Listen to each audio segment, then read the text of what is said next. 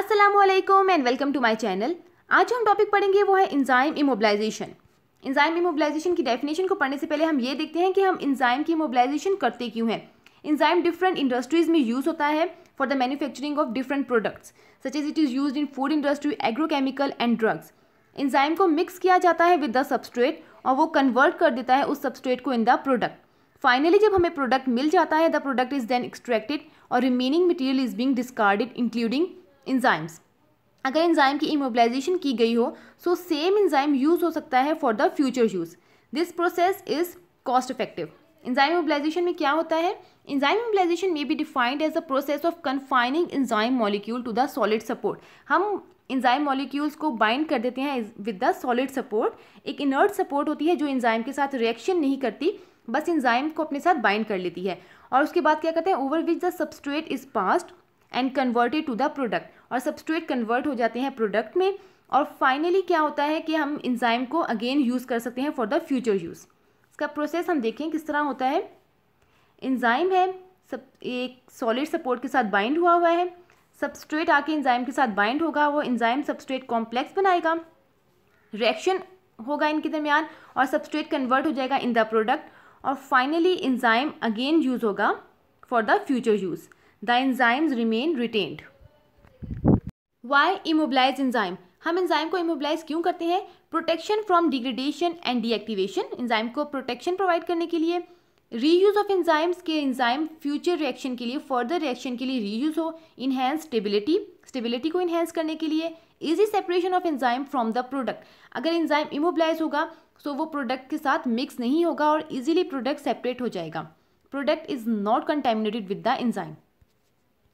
Methods for enzyme immobilization, दो methods होते हैं, फिजिकल मेथड है और केमिकल मेथड है। फिजिकल मेथड में आता है adsorption, entrapment, encapsulation. Chemical method में आता है covalent binding by support and cross linking. Physical methods for immobilization, सबसे पहले हमारे पास आता है adsorption. This is adsorption not absorption. Adsorption क्या होता है? Attachment on the outer surface. Absorb नहीं होगा, सिर्फ आउटर सरफेस पे बाइंड करेगा, अटैच करेगा आउटर सरफेस के साथ। इसमें क्या है? It involve the physical binding of enzyme on the surface of carrier matrix. This is the surface of carrier matrix और इसकी सरफेस पे क्या है, एंजाइम जो है वो आउटर सरफेस पे बाइंड करेंगे। कैरियर में भी ऑर्गेनिक और inorganic. The process of absorption involve weak interaction like van der Waals forces और hydrogen bonds. Now advantages and disadvantages. First one is it is simple and cheap process, cause little और no conformation change of enzyme. Enzyme में कोई changings नहीं आती। Disadvantage क्या है? The adsorb enzyme may leak from the carrier during use due to weak binding force between enzyme and carrier. जैसा कि अभी हमने पढ़ा कि इनके दरमियान हाइड्रोजन बॉन्ड होती है या वैन डर वाल्स फोर्स होती है। ये वीक बाइंडिंग फोर्स है जिसकी वजह से क्या हो सकता है कि एंजाइम मॉलिक्यूल लीक हो जाए from the career.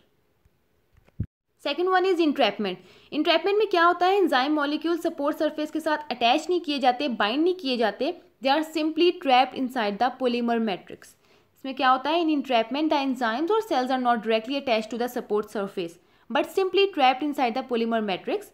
Enzymes are held or entrapped within the suitable gels or fiber like polyacrylamide gel or cellulose. It is done in such a way as to retain protein while allowing penetration of substrate. Entrapment can be classified into two types, lattice और microcapsule types. Lattice में क्या होता है कि interstitial spaces of cross-linked water insoluble polymers होते हैं और उनमें enzymes को entrap किया जाता है। और माइक्रोकैप्सूल में क्या होता है? सेमी परमिएबल मेम्ब्रेन होती है जिसमें एंजाइम मॉलिक्यूल्स को इंट्रैप किया जाता है। Now move towards advantages and disadvantages of entrapment. सबसे पहले हम एडवांटेज को डिस्कस करते हैं। No chemical modification. Enzymes chemically modify नहीं होता, अपनी असली हालत में रहता है and can be easily use in the further reaction.